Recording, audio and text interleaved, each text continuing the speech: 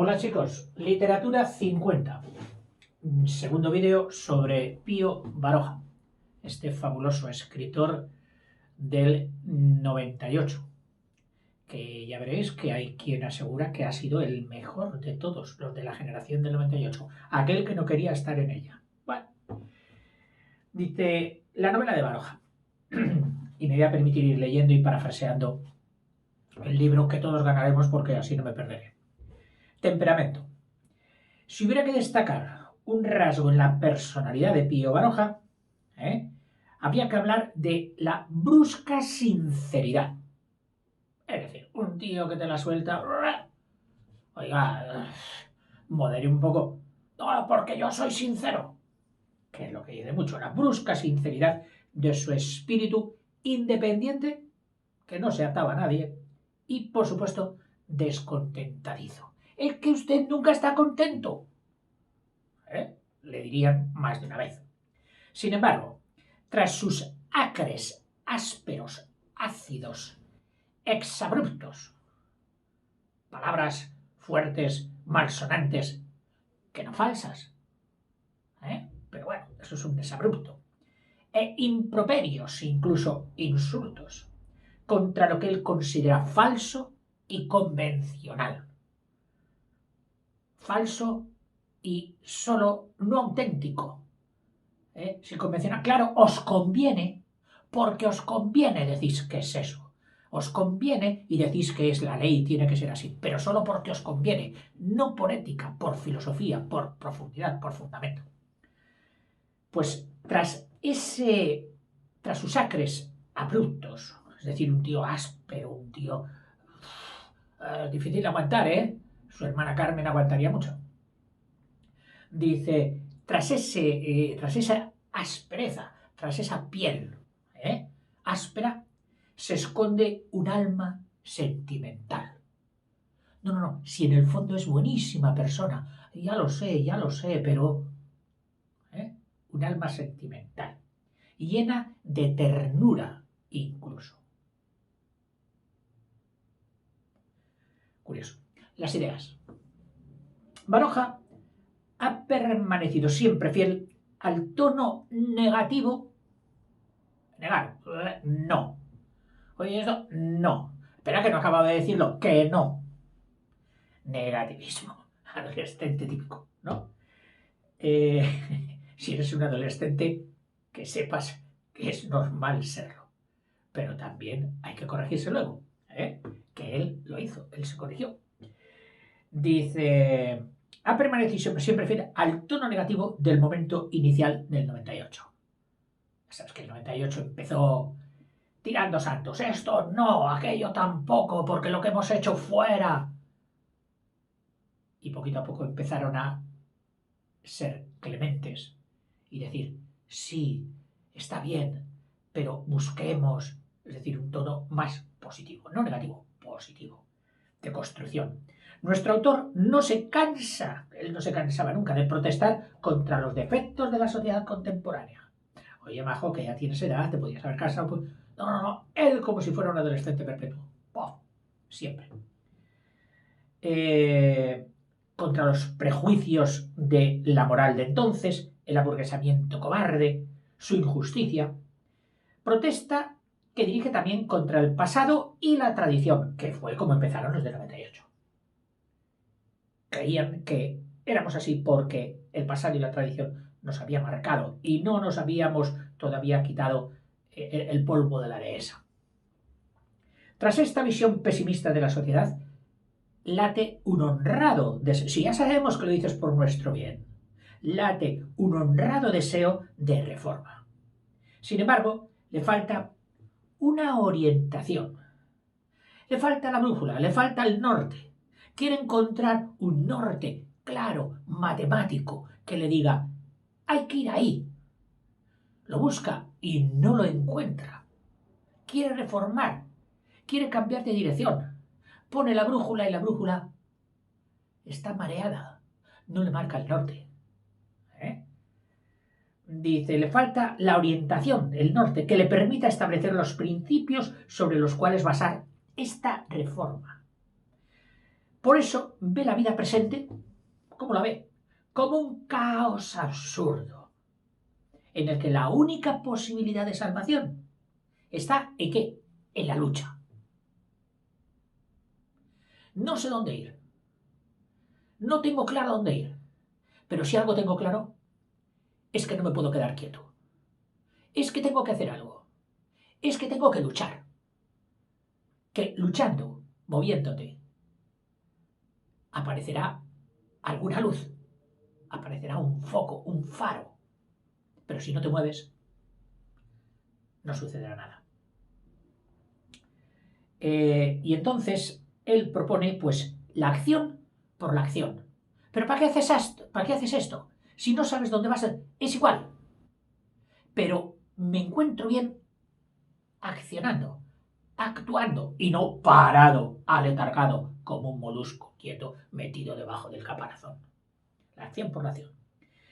Demasiado simples e ingenuas, dice este señor, las ideas de Baroja carecen de base sólida, pero la honradez de su propósito. Un señor que pone el alma en lo que hace con buena intención, la honradez de su propósito y su insobornable sinceridad. No hay nada ni nadie que le haya corrompido, que le haya hecho cambiar de opinión por intereses. No, él era incorruptible, entero. Pues dice, esto nos lo hace doblemente simpático. Bueno, Pío, parece que le vas cayendo bien. La técnica y el estilo. Baroja es, dice, el novelista más completo de su generación. Y hubo novela aquí, y mucho escrito. El más completo de su generación. Y al mismo tiempo, una de las figuras cumbres de toda la novelística española. El día que te digan, oye, novelistas españolas. Bueno, pues puedes empezar por Cervantes y por Galdós y por quien quieras. Pero no te olvides de poner a su ladito a Pío Baroja. La importancia concedida a la acción, hay que moverse, hay que hacer, es tal vez lo que mejor le define. La mayor parte de sus novelas no son más que una atropellada sucesión de escenas. Aunque no te aburres. Que no ha acabado con una y ya se está metiendo con otra.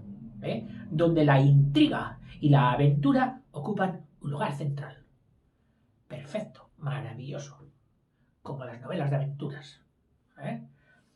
Pío Baroja, el gran novelista de su generación, coincide con los restantes escritores del 98 en su desprecio por los convencionalismos sociales y literarios de su tiempo y en su honda preocupación por los problemas de España. Y aquí nos pone un retrato del autor de Vázquez Díaz.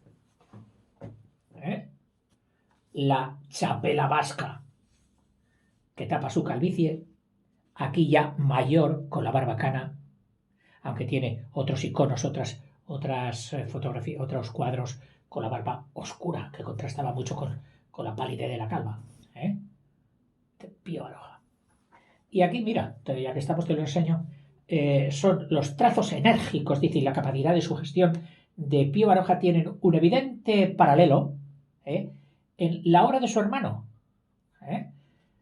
Este es un aguafuerte de Ricardo Baroja. ¿Te acuerdas? Cuyo contenido temático coincide con el de todo un sector de la producción del gran novelista. Los aguafuertes, impresos por la chapa de cobre. Hay algunas de sus obras en las que el interés se centra en las opiniones suyas, pero que pone en boca de sus personajes, como es normal. Surge entonces el Baroja escéptico, ¿qué más da? Pesimista. Acuérdate de su filósofo influyente Schopenhauer. Pesimista, el eterno descontento que va acumulando tétricas consideraciones sobre la vida. Ay, no te pongas así, Pío, que nos asustas. Qué tétrico te has puesto. Sobre la vida y la sociedad, con implacable acritud. no templa el bisturí. No le gustaba como médico. Le debía repeler, acabó dejándolo. Pero, como sociólogo, un bisturí incisivo y profundo. Y a menudo también con un humor, pero un humor amargo. Un humor casi que de sonrisa de rictus. El humor. En las descripciones que hace, en el momento en que el novelista necesita hacer una descripción de una persona, de un paisaje, de un esto, de otro, dice siempre rápido y enérgico. O sea, va, prof, prof. Tiene muy claro lo que tiene que hacer y lo hace en 3 pinceladas. Así lo advertimos en las visiones del paisaje, generalmente tétricas, hoscas, cuando retrata el paisaje castellano. Ese paisaje castellano que sedujo a los del 98. Azorín, Campos de Castilla, etc. Machado. Pero que en Baroja, al campo castellano, lo acaba en 2 plumadas, hace frof, frof, hola, y además acierta. Era su estilo, rápido, osco. Fosco, con H que viene de oscuro, fosco. Pero, cuando habla de su tierra, de su País Vasco querido, entonces es líricamente emotivo. En cuanto a las figuras humanas, al retrato de la figura humana, la técnica es la misma. Pocas pero acertadas pinceladas le sirven para trazar su perfil físico o psicológico. No nos ha dicho mucho de cómo era este personaje, pero nos ha dicho esto, y con esto ya sabemos cómo es. Ay, majo, porque esto es curioso, que para describir una persona, cuando te dicen, oye, ¿tú conoces a una tal, y bueno, pues es un señor, que esto, que lo otro, en vez de emplear media hora en describirte ese señor, en que vive, te dicen un detalle. Pues bueno, solo te diré, para que lo vayas conociendo, fíjate lo que ha hecho, ahí en tal sitio ya ha dicho, y con solo ese detalle, es tan fundamental y tan acertado esa apreciación sobre esa persona que vale por un libro entero, por un estudio de psicología sobre la misma persona. Esto es lo que hace Pío Baroja. A veces, sin embargo, la aventura, la reflexión amarga o la descripción de un ambiente hosco deja paso, se interrumpe de repente esa acritud, esa oscuridad, esa amargura, deja paso, clic, y viene unos momentos, unos trazos de ternura, como un remanso lírico, en los que la emoción del autor, sus sentimientos, haya acentos de melancólica ternura y de suave nostalgia. El contraste. Oh, qué episodio más bonito, más romántico, tal. Y fíjate que venía siendo duro y áspero y tosco, pero ha llegado un momento en que se ha metido con esta escena y nos ha puesto a todos la carne de gallina. Pío Baroja. El estilo de Baroja es el más desaliñado, desordenado y antirretórico de su generación. Es decir, él no busca construcciones de frases para que quede bonito. Uy, fíjate, qué bien me ha quedado, oye. Qué bien redacto, qué bien escribo, qué bien me oigo. No. Es de lo más desaliñado y lo más retórico. Solo busca lo práctico. Solo busca la claridad y la sencillez. Que todo el mundo entienda y que no le quepa la menor duda de lo que estoy expresando. Se lo voy a decir súper claro y además sencillo. Nada de palabras altisonantes, ni de giros sintácticos e hipérboles. No. Claro y sencillo. Las novelas. Bueno, pues ya verás cuando hablemos de las obras que... Voy a hablar ya. Pensé que nos iba a llevar más esta semblanza que ha hecho, pero nada, mira. Pío Baroja tuvo un prurito especial de agrupar sus obras. de 3 en 3. Pero muchas veces solo, ¿por qué? Porque yo creo que se programaba y dice, bueno, voy a empezar una novela. Y dice, no, mejor que una, voy a empezar 3. Y poner el horizonte más lejos para tener más razones para escribir, para producir.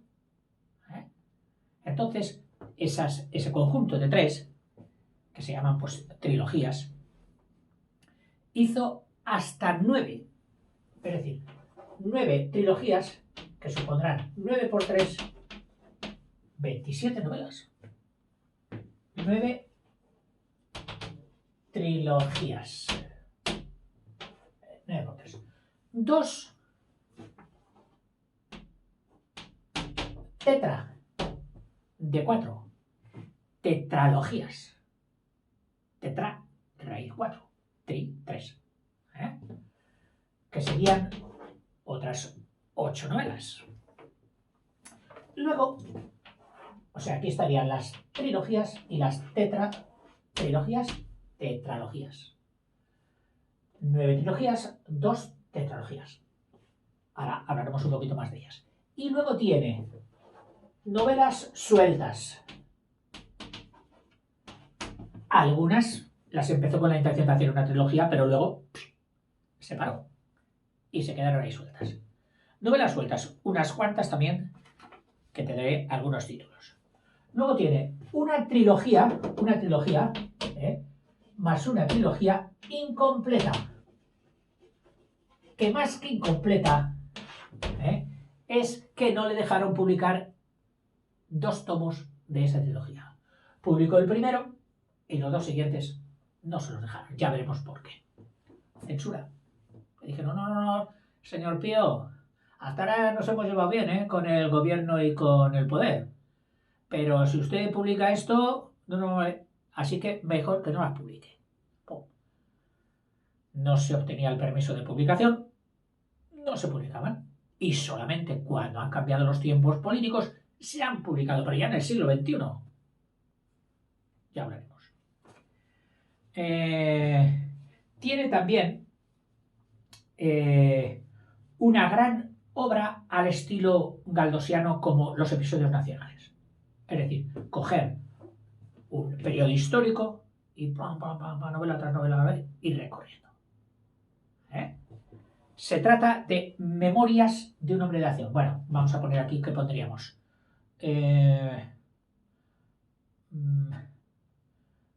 Gran grupo, ¿cómo llamar a esto? Colección de novelas sobre el mismo tema. Una colección, vamos a llamarla. La más conocida de la literatura española sin duda es Episodios Nacionales, que ahora mismo no me acuerdo cuántos eran, pero bueno, ahí lo tienes en los vídeos de Galdós, un montón de novelas. Pues también él escribe una colección de novelas históricas, que ya vamos a decir cómo se llama. Luego tiene cuentos. Empezó con los primeros de sus momentos en Festona haciendo de médico. Tiene unas novelas o una serie de novelas autobiográficas, es decir, basadas todas sobre su vida. Vida, auto de sí mismo, grafía, escritura. Novelas autobiográficas. Tiene sencillamente biografías, y ya no de él, sino de otros personajes. Tiene ensayos. Esas obras ya no narrativas, es decir, no consiste en narrar hechos. Pertenecen, sí, a la narrativa en cuanto es en prosa y todo eso, pero son estudios, normalmente sobre temas sociológicos, tecnológicos, profesionales, etcétera, de determinada extensión. Luego tiene otros más pequeños, que podríamos decir como pequeños ensayos, y por último, quiso picar también un poquito en la dramaturgia en el teatro.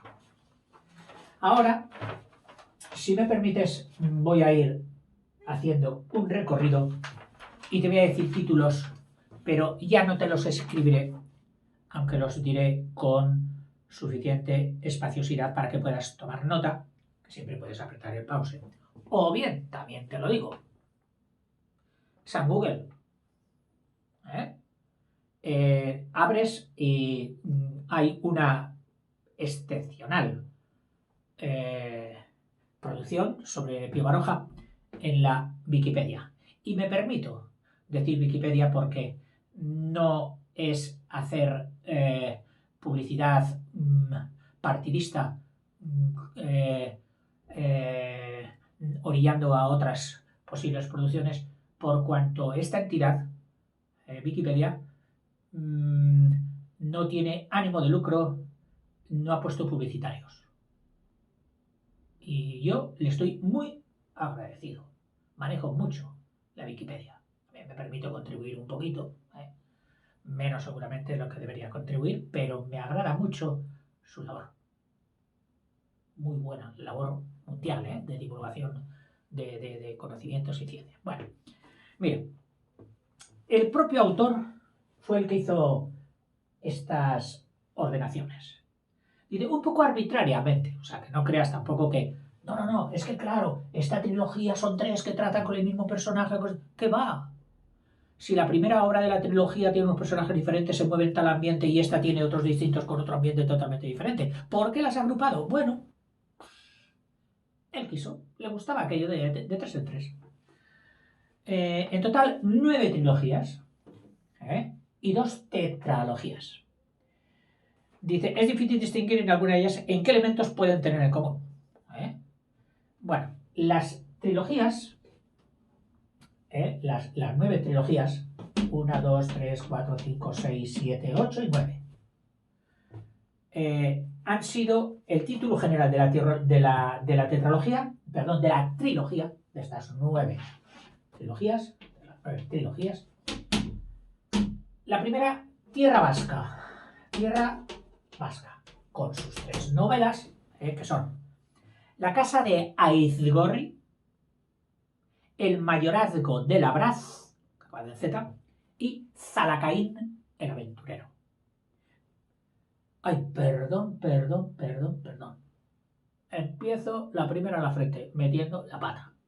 Porque esta primera no es una trilogía, sino que es una de las 2 tetralogías. Tierra Vasca, con sus 4 novelas, te las repito: La casa de Aizgorri, El mayorazgo de Labraz, Zalacaín, el aventurero y La leyenda de Jaun de Alzate. Primera tetralogía, Tierra Vasca. Luego nos metemos ahora, bueno, te voy a decir la otra, aunque mejor, como van por orden cronológico, vamos a hacerlas o decirlas tal como él las fue escribiendo o fueron apareciendo. La vida fantástica, cuyas 3 novelas son Aventuras, inventos y mixtificaciones de Silvestre Paradox.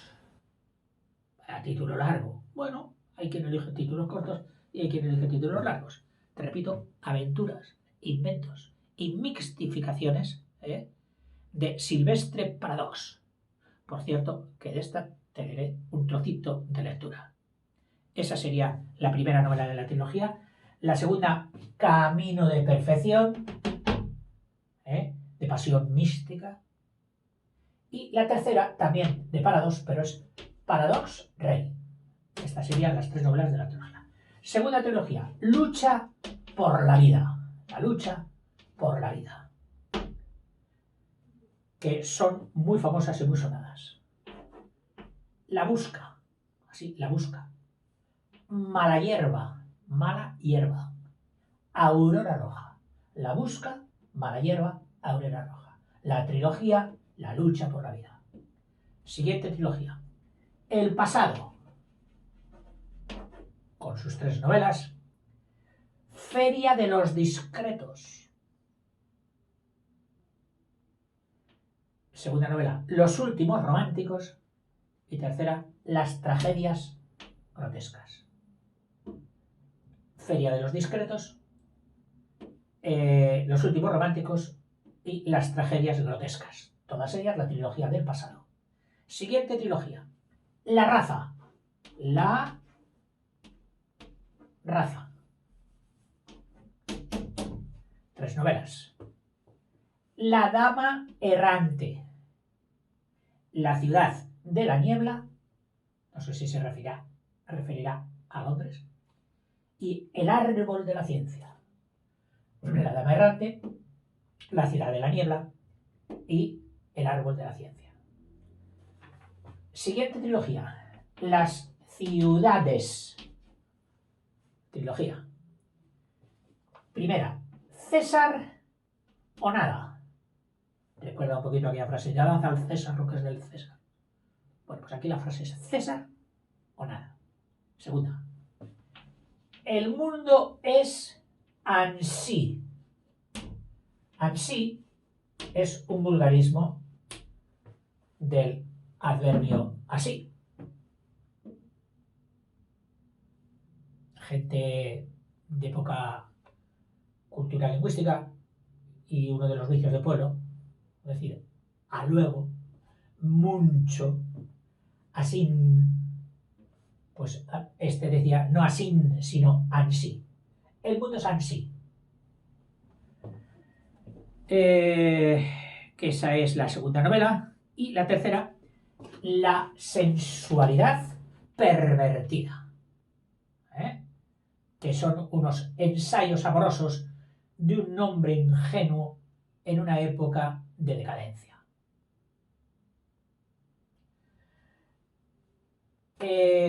La segunda tetralogía, El mar.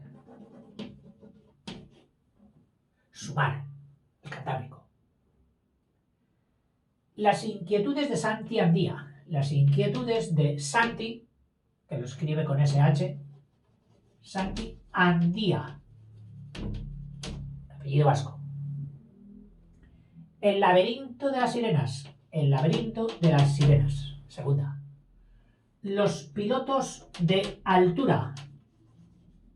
Ya sabes que la navegación, si es a poca distancia de la costa, se llama de bajura o de cabotaje. Y si es lejos, ir desde el Cantábrico a Terranova a pescar bacalao o incluso la ballena que se pescaba entonces. Y había que ser un piloto, imagínate, con las embarcaciones de entonces para bregar por esos mares. Los pilotos de altura. Y la estrella del capitán, la estrella, la cuarta, la estrella del capitán chimista. Chimista. Capitán chimista. La estrella del capitán chimista. Esa sería la segunda tetralogía. Otra trilogía. Agonías de nuestro tiempo. Agonías de nuestro tiempo. De las 3 novelas son El torbellino del mundo, Las veleidades de la fortuna, sube, baja, y Amores tardíos. Siguiente. La selva oscura. La selva oscura. 3 novelas. La familia de Errotacho. Errotacho. La familia de Errotacho. El cabo de las tormentas. El cabo de las tormentas y Los visionarios. Su trilogía, Selva oscura. Otra trilogía, penúltima, La juventud perdida. La juventud perdida.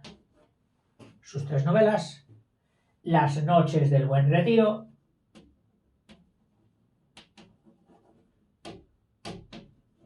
Las noches del buen retiro, El cura de Monleón, El cura de Monleón donde seguro aprovechará para meter su anticlericalismo, y Locuras del Carnaval.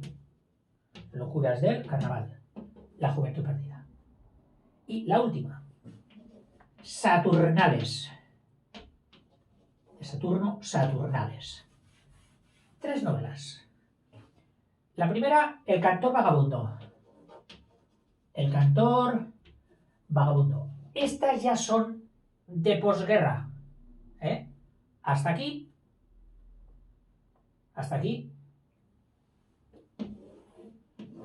fueron de preguerra y guerra, puesto que esta última ya fue editada en el 37, en plena guerra.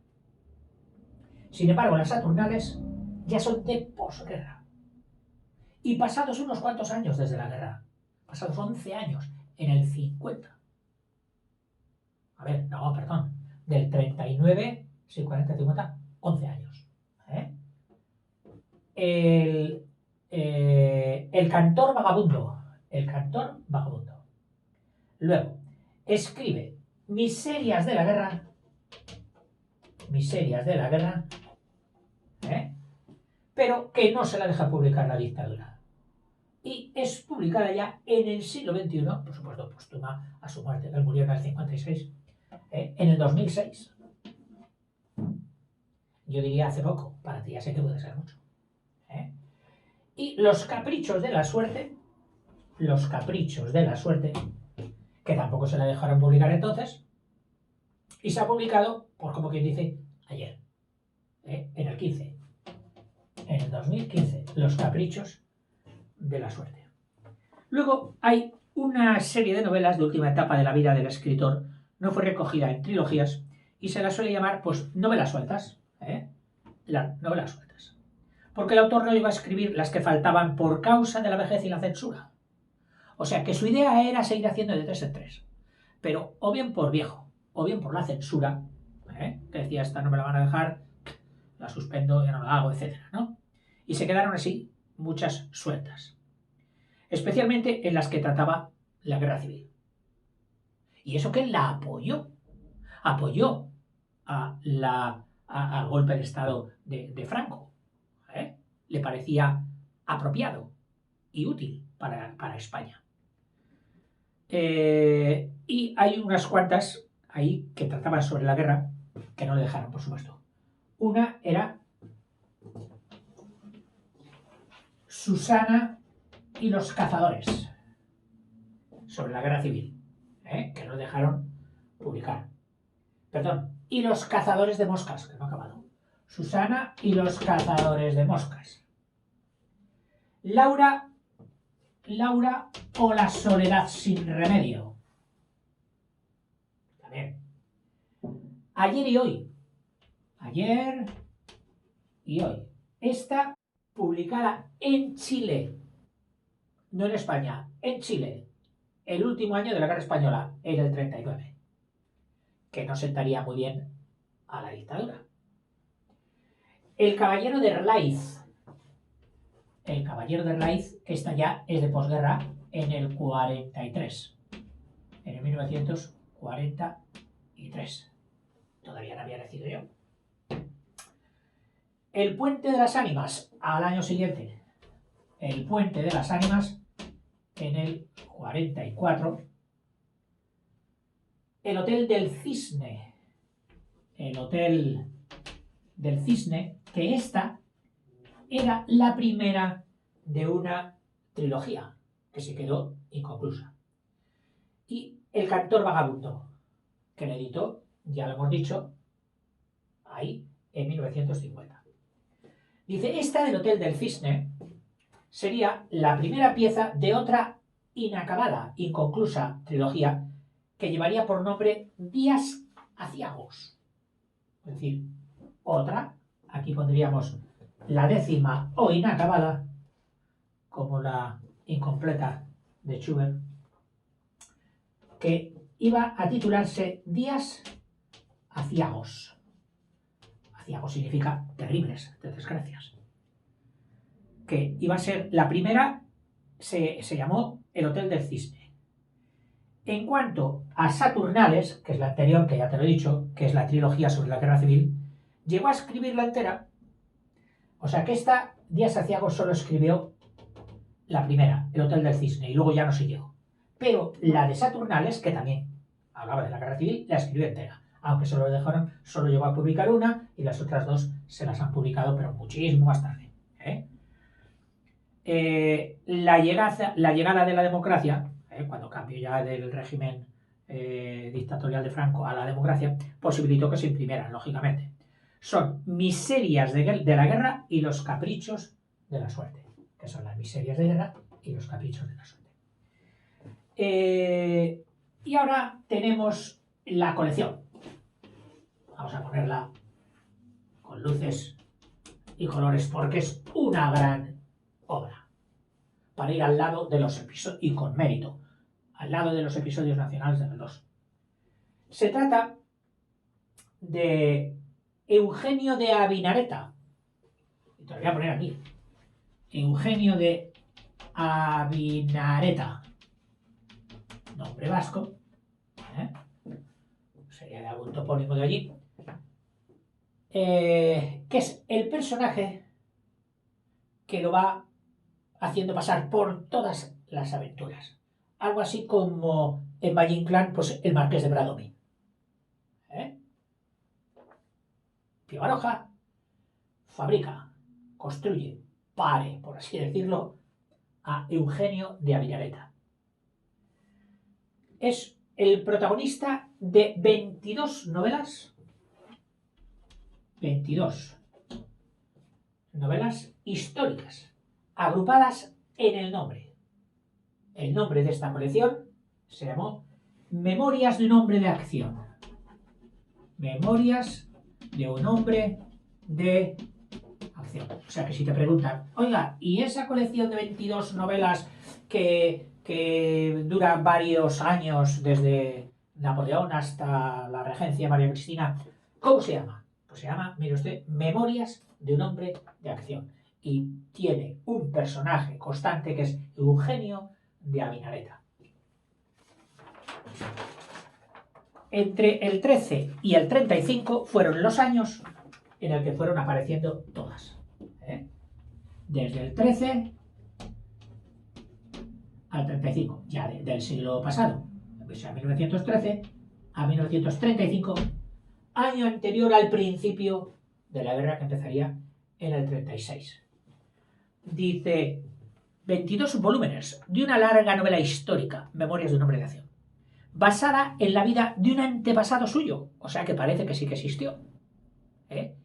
El conspirador y aventurero liberal y masón, Eugenio de Avinareta, que tuvo una vida real, que nació en el 1792, hasta 1872, a través del cual, a través de este antepasado suyo, Eugenio, refleja los acontecimientos más importantes de la historia española del siglo XIX, desde la Guerra de la Independencia hasta la regencia de María Cristina, pasando sobre todo, que ya te lo he dicho en el vídeo anterior, recuerdo haberlo dicho, por el turbulentísimo reinado de Fernando VII, el que usaba paletó. Constituye una amplia serie de novelas históricas comparable a los episodios nacionales de Benito Pérez Galdós. Dice que es aproximadamente sobre el mismo periodo histórico, aunque el escritor canario, Galdós, escribió casi el doble de novelas, 40 y pico novelas, de los episodios nacionales contra las 22 de Pío Baroja. Dice, ojo, aunque el escritor canario escribió casi el doble de novelas que el Baroja se documentó con tanto rigor como el propio Galdós. Es decir, se documentó muchísimo. Pasaba en el escáner a todo Madrid. Gentes, episodios, etc. Aunque su estilo es mucho más impresionista. Hace aquí una analogía con la pintura. La pintura puede ser realista, donde, oye, aquí está dibujando un grupo de 10 personas, pero fíjate que a cada persona le ha dibujado su nariz, su boca, sus ojos, todo. Oye, qué perfección, qué detalle, qué realismo.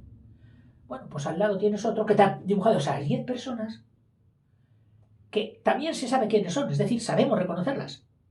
Pero ojo, no tiene esa cantidad de detalles nimios, esa base de pincelada larga, gruesa, muy bien escogida. Claro, para esto hay que saber mucho. Para hacer en 3 pinceladas. Los que no sabemos, o los que tienen otro tipo de arte más detallista, lo hacen en 30. Pero es que él con 3, bla, bla, bla. Oye, es fulano. ¿Y qué bien está? Ese es el impresionismo. Un profesor mío decía que el arte impresionista para verlo, había que cerrar un ojo y guiñar el otro. Qué bueno era aquel profesor. Buenísimo. El arte impresionista, dice, hay que verlo cerrando un ojo y guiñando. Es decir, guiñando es dejarle casi cerrado el otro. Con un cuarto de ojo, vamos. Pues así es el tipo de redacción de esto. Dice, son las siguientes. Te las voy a leer porque, aunque solo sea una vez, el pobre se llevó más tiempo para escribirlas que nosotros solo para decir su título. Aparte de que, oye, ya nos cae bien Pío Baroja. Ese inconformismo, esa garra, esa voluntad que tenía. Y en el fondo tierno. Amante de España.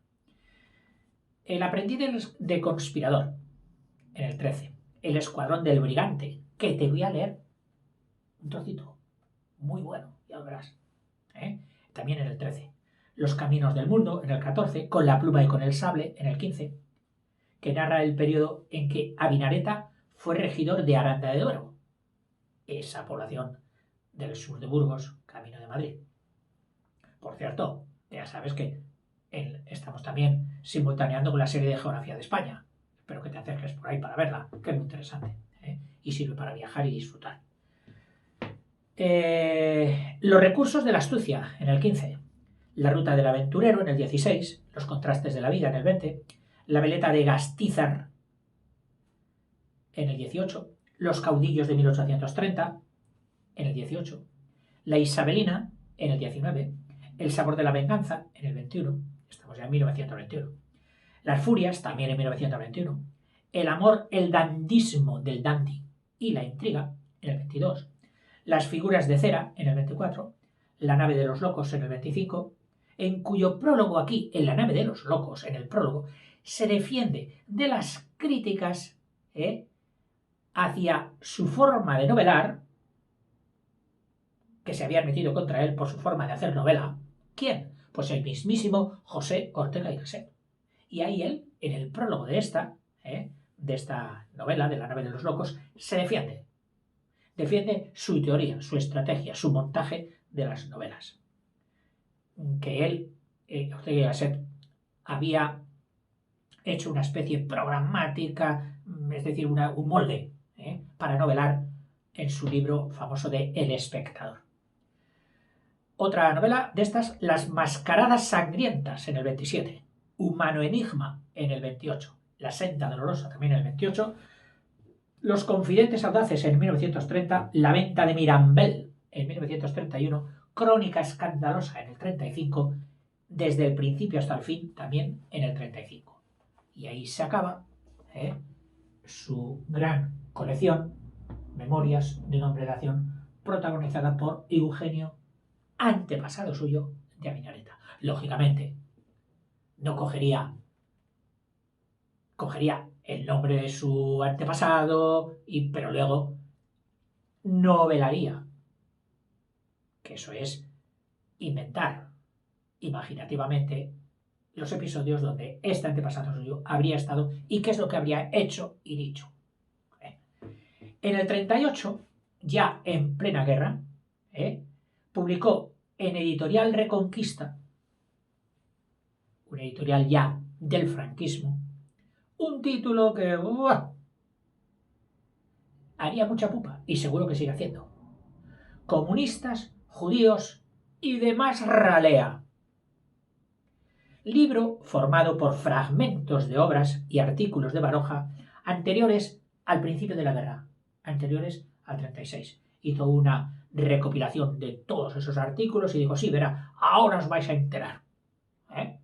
Y titula esa recopilación con ese título, Comunistas, Judíos y demás realidad. Pero también otros, dice, unos anteriores al 36, dice, pero también contemporáneos a la guerra civil, donde se muestra hostil a la democracia que él había vivido. O sea, no a la democracia como sistema teórico, utópico, filosófico, sociológico, social de llevar una sociedad. No, sino a la democracia que él había vivido. La que a él le habían vendido, que él la veía horrorosa. Él la veía horrorosa. Y a la política en general. Baroja publicó también cuentos, recogidos al principio en una obrita, Vidas sombrías, en 1900, cuando cambia el siglo, y después en Idilios vascos, Vidas sombrías e Idilios vascos, dos colecciones de cuentos, que seguramente que son muy interesantes. Asimismo, fue un asiduo del género memorialístico, de escribir las memorias, lo que me pasó, lo que dije, lo que sucedió, y autobiográfico, en un título, Juventud, Egolatría, en 1917. Y los 8 volúmenes, desde la última vuelta del camino, con título general, autobiográficos, en autobiográficos, 8 volúmenes, bajo el mismo título, desde la última vuelta. Desde la última vuelta. 8 volúmenes autobiográficos. Memorias y vida de Pío Baroja. Para conocerle a él, sería excelente leerlo. Familia, infancia y juventud en el 45, final del siglo XIX y principios del XX. Galería de tipos de la época, la intuición y el estilo, reportajes, bagatelas de otoño, la guerra civil en la frontera, y además redactó un par de biografías, aparte otras biografías, en concreto de un individuo, Juan Van Allen, que perdonad mi ignorancia, Juan Van Allen. Como él estuvo por Dinamarca y todos aquellos países nórdicos, posiblemente sea un famoso, pero disculpad mi ignorancia. Ay, San Google, no te he visitado bastante. Que es El oficial aventurero en 1933 y Avinareta o la vida de un conspirador en 1931. Escribió también ensayos. Ensayos. El tablado de Arlequín, que sería pues sobre dramaturgia quizás. La caverna del humorismo en 1919 y este que dolió mucho en su momento, de tipo político, sociológico, Momentum Catastrophicum, latín macarrónico, eso, o sea, poner sufijos típicos latinos a palabras ya españolas, momento por momentum, catastrófico, pues catastrophicum, sobre contra el nacionalismo vasco. Otros ensayos, divagaciones apasionadas, las horas solitarias, intermedios, que es una vitrina pintoresca, rapsodias, y luego pequeños ensayos, es decir, de menor extensión, como El diablo a bajo precio, Ciudades de Italia, la obra de Pello Yarza y otras cosas, artículos periodísticos y algunas obras dramáticas, que te cito alguna, aunque no tienen importancia comparado con la envergadura e importancia de su narrativa, pero por decirte alguna como curiosidad. Nocturnos del hermano Beltrán, otra, todo acaba bien a veces, todo acaba bien, puntos suspensivos, a veces, otra, Arlequín, mancebo de botica, Chin Chin, comediante, y el horroroso crimen de Peñaranda del Campo. Bueno, y hasta aquí las obras de Pío Baroja. La verdad es que no voy a leer mucho de Pío Baroja y ya casi prefiero hacerte este regalo, que son los textos de un autor afamado y consagrado, para que te quede buen sabor de boca de todo este rollo. Mira, esta es un texto de la infancia de Paradox, ese personaje que él coge, que es exactamente su infancia en la Pamplona, cuando tuvo que meterse de Madrid allí. En Pamplona era la ciudad. Y al lado pues estaban los caseríos y hay un valle, entre otros muchos, el valle de Roncal. Entonces, en aquel tiempo, al no haber televisión, había mucha diferencia entre lo espabilado del niño de ciudad, que sabía pues de los últimos adelantos que llegaban, y el de pueblo, que sabía mucho de lo suyo, de cómo cazar pájaros, de cómo tratar a los animales y a los perros, etcétera, etcétera, pero no sabía de estas cosillas, de cómo funcionaba el cine, de cómo funcionaba el teatro, que eran inventos que en los pueblos no había, solo había en la capital, que era Pamplona. Y ahí, él con otro grupito de críos, pues trata de tomar al pelo al niño cateto, al niño herido del Valle del Roncal, que le llaman el Roncalés. Y verás lo que le hace. Y había entonces en el pueblo, es decir, en Pamplona se refiere, una compañía de zarzuela que solía ir todos los años a Pamplona. Nunca había conseguido un pase por un tío suyo que estaba empleado en el gobierno civil. Oye, a ver si mi tío me da un pase para la obra.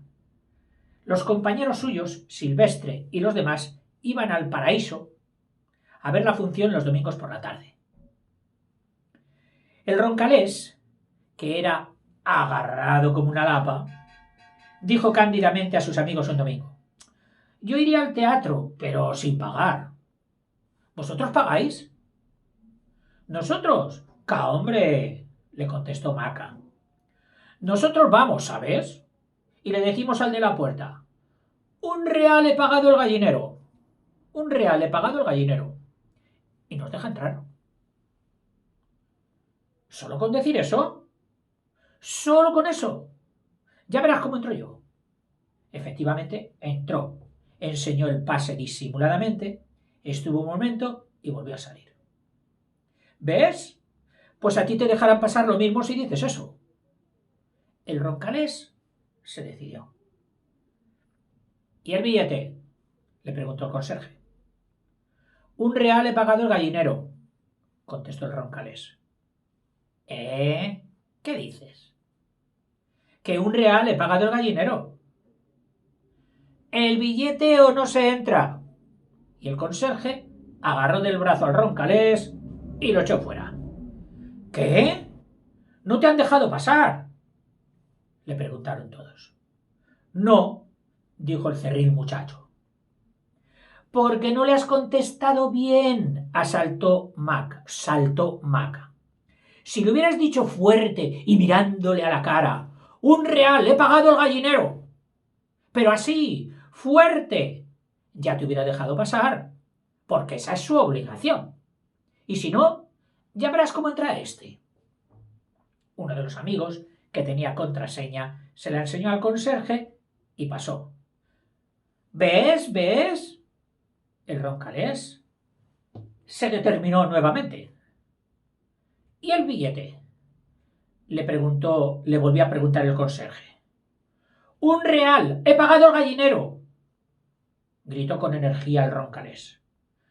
¿Con qué 1 real?, murmuró el conserje amoscado, creyendo que se trataba de una burla. ¿Con qué 1 real? Sí, señor, 1 real, he pagado el gallinero, vociferó el chico. ¡Fuera de aquí, tunante! Y el de la puerta arrimó ¡paf!, una bofetada al chico, que le contestó con un puñetazo en el vientre. Hubo gritos, patadas, salió gente del teatro, vino un ministro.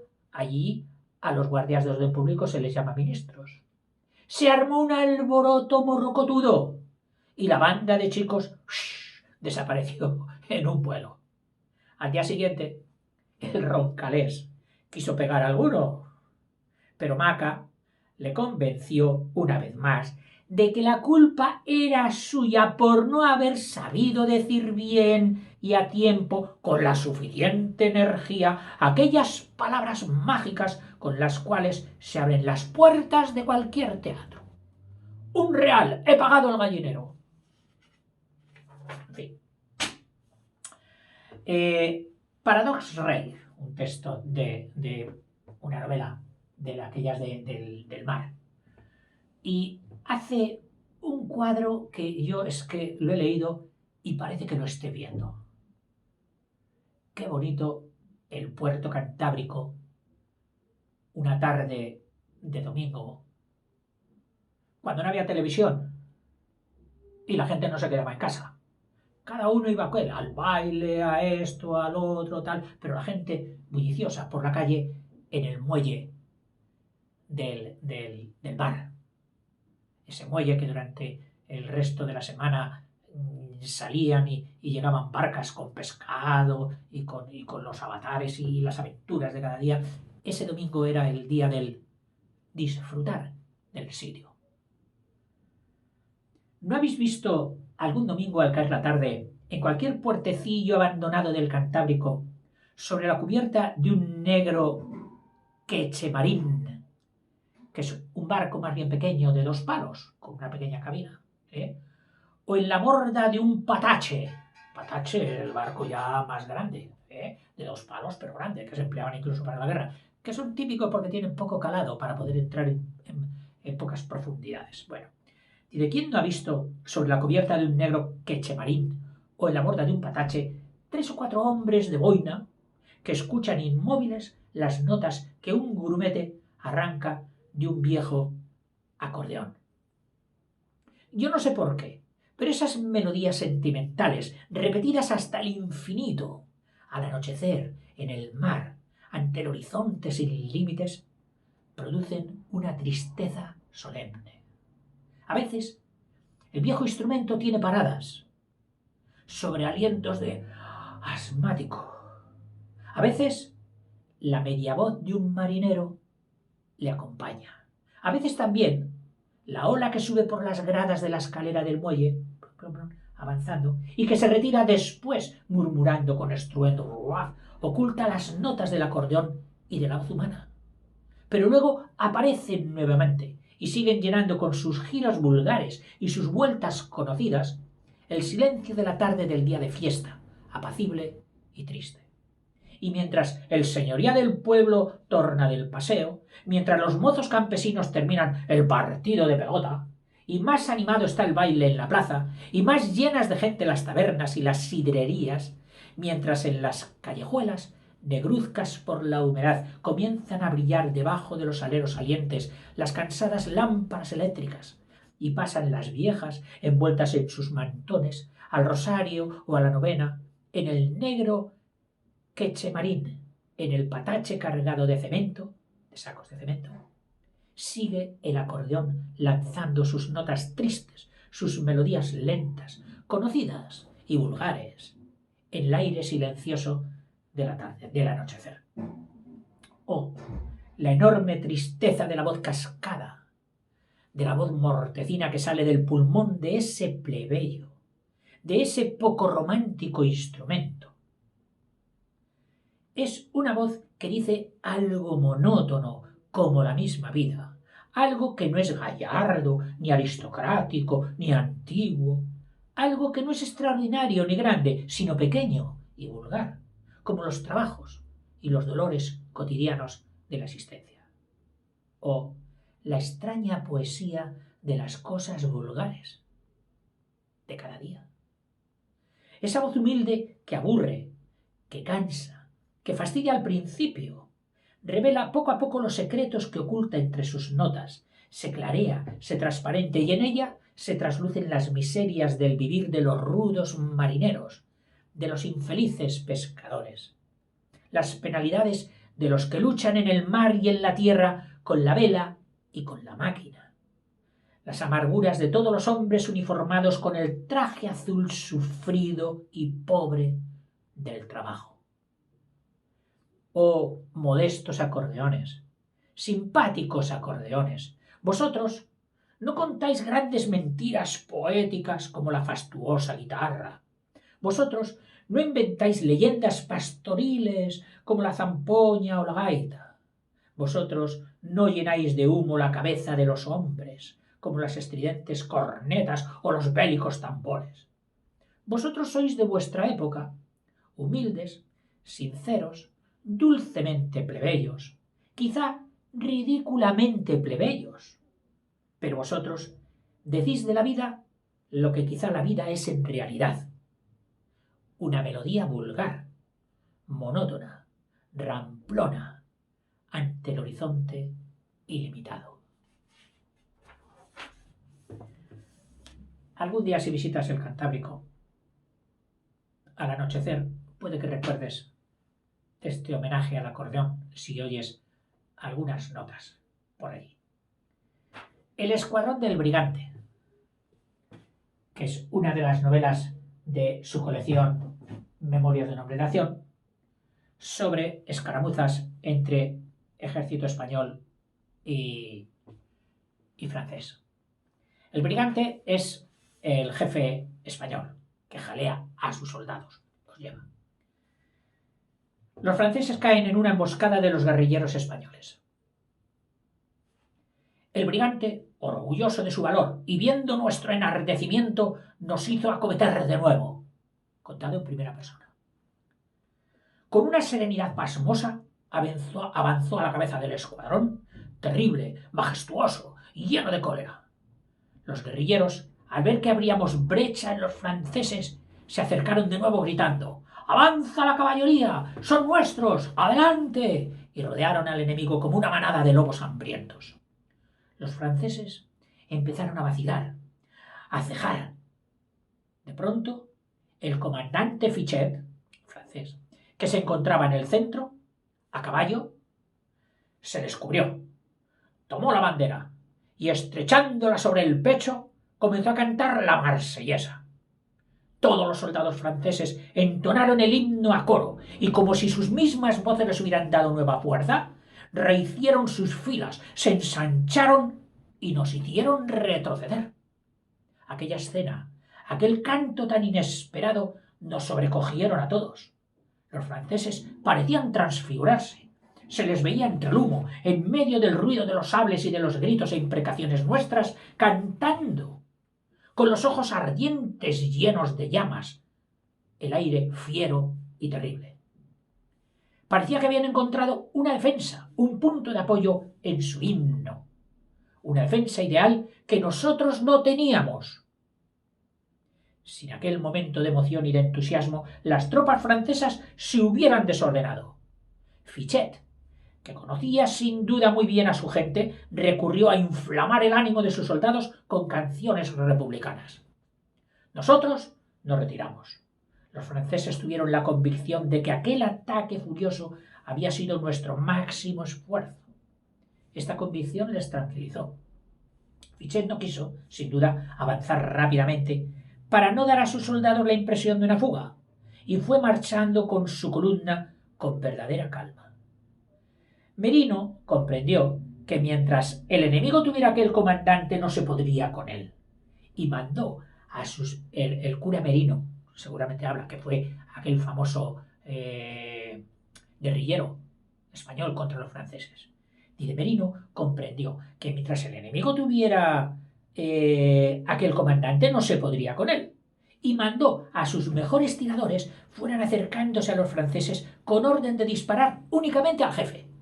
Había que quitar la cabeza. Los guerrilleros, que conocían bien las sendas y disparaban con más puntería, marcharon unos a pie y otros a la grupa de los soldados de caballería hasta avanzar, y luego desmontaron y fueron ocultándose entre los pinos y los matorrales. Los franceses se nos escapaban. El escuadrón de Burgos iba picándoles la retirada. El brigante se hallaba dispuesto a atacarles por tercera vez, a no dejarles un momento de descanso. De pronto, desde un gran matorral de retamas, comenzaron a disparar. Un pelotón de franceses se lanzó a rodear el matorral de donde habían partido los disparos, y en el momento que el jefe miraba hacia aquel lado, varios guerrilleros se acercaron por el opuesto, por el contrario. Sonaron 10 o 12 tiros y Fichet cayó de su caballo. La guerra de la independencia. Pío Baroja, un vasco, español, amante de su tierra y paisano nuestro ya, conocido. Adiós, señor Pío. Leeremos alguna obra de usted un día de estos. Hasta luego.